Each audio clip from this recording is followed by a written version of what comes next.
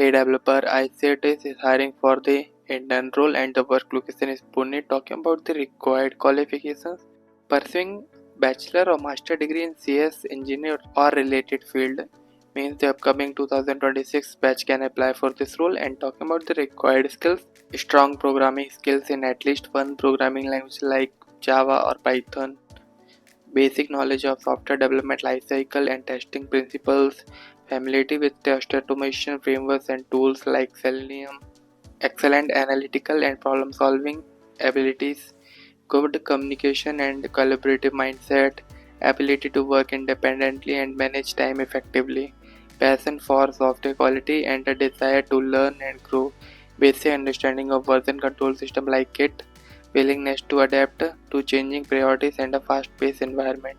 So these are the qualification and skills details. Here is the key responsibilities you can read to know more about this intensive hiring. So in this video, apply link in the description and hit a like button, do comment and subscribe Skilllayer for more job updates.